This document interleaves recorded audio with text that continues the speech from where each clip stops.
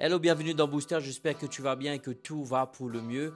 Ce mois de mai, nous sommes en train de reconcentrer sur l'importance de la parole de la foi. J'ai tellement de choses à dire. J'aimerais clarifier ce que nous avons vu la semaine dernière. Nous avons lu Romains le chapitre 10, le verset 8 à 10. Je ne vais pas y revenir, je t'invite vraiment à regarder cette vidéo précédente. Je vais revenir. Nous avons terminé avec le fait de la connexion du cœur et de la bouche. Et nous avons vu dans Romains, au fait, la foi, elle est libérée lorsque elle est crue dans le cœur et elle se libère de la bouche. S'il te plaît, elle n'est pas crue dans la tête et elle se libère par la bouche. Et c'est là le souci pour toi et moi. J'aimerais sous-titrer cette vidéo « Le cœur et la bouche ». Au fait, ton homme intérieur, dans ton cœur, au fait, c'est là où provient la foi, pas dans ta tête. Et souvent, bien sûr, c'est important de renouveler nos pensées avec la parole de Dieu.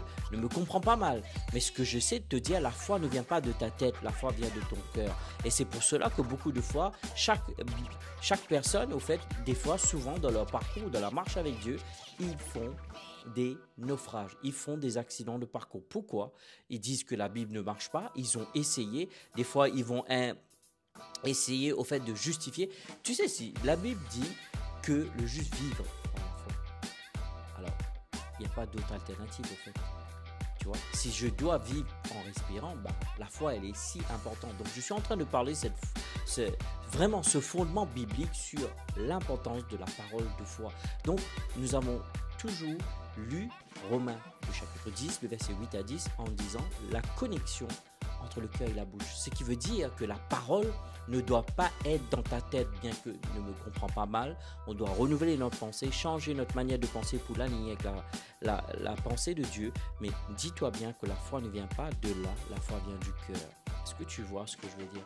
C'est pour cela que la parole ne doit pas être non seulement dans ta tête, il doit être dans ton cœur. Comment tu sais que la parole est dans ton cœur?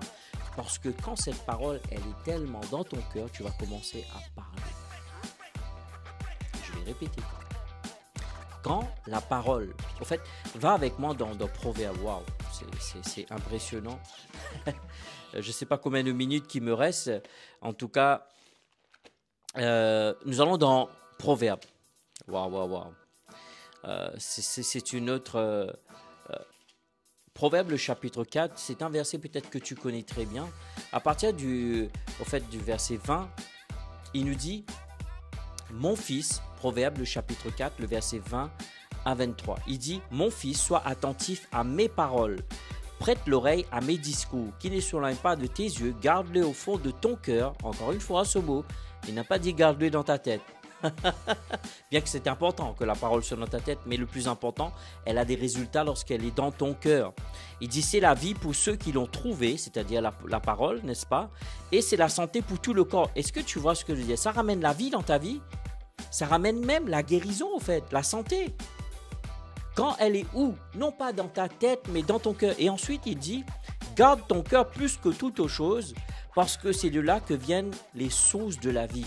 Au fait, les sources, le mot source veut dire bordure, les limites, la taille. Tu sais, comme tu achètes une maison, il faut emporter la maison et mettre les limitations pour dire quelle taille que tu as acheté et y mettre une limitation. On appelle ça, chez moi à l'époque, des bornes, tu vois, des limitations. Donc, il dit que la limitation de ta vie est liée avec ton cœur. Donc, j'aimerais te dire, quelle taille est ton cœur? Quelle est la taille de ton cœur? Nous sommes toujours en train de parler l'importance de la parole de la foi. Mais là, j'ai commencé à parler la connexion entre la bouche et le cœur. Et là, je suis en train de te dire comment faire pour que la parole soit dans ton cœur. Tu dois écouter, tu dois regarder et tu dois parler. C'est un cycle, en fait. C'est les trois moyens au travers lequel que tu vas. Tu vois, c'est un cycle, le fait de mettre la parole devant tes yeux, de mettre la parole dans tes oreilles, de mettre la parole sur ta bouche, c'est un cycle qui fait que ton cœur sera rempli de la parole. Et c'est pour cela que souvent, il y en a qui disent oui, mais en fait, la parole de foi dit que je dois confesser, mais je confesse, mais il n'y a rien. Mais en fait, si tu confesses dans la peur, si tu confesses dans l'incrédulité, si tu confesses dans le doute, ne sois pas surpris en fait que ça ne marche pas.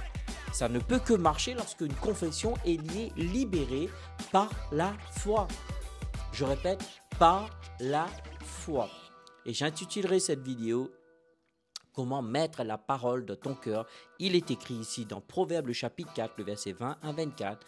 En mettant la parole devant tes yeux, dans tes oreilles et dans ta bouche. Ainsi la parole sera semée. Il faut continuer à planter pour que celle-ci puisse porter des fruits. Père, je te remercie pour cette grâce de pouvoir partager l'importance de la parole de la foi. Et merci, Père, que tu inspires la foi dans le cœur de chaque personne qui vont regarder ou écouter même cette vidéo. Nous te remercions, Père, au nom puissant de Jésus. Amen. En tout cas, merci pour ton temps, merci pour tes likes, tes partages, surtout tes commentaires. Dis-nous comment ces vidéos sont en train de te bénir. Je te dis ciao, ciao, bye bye et à la prochaine.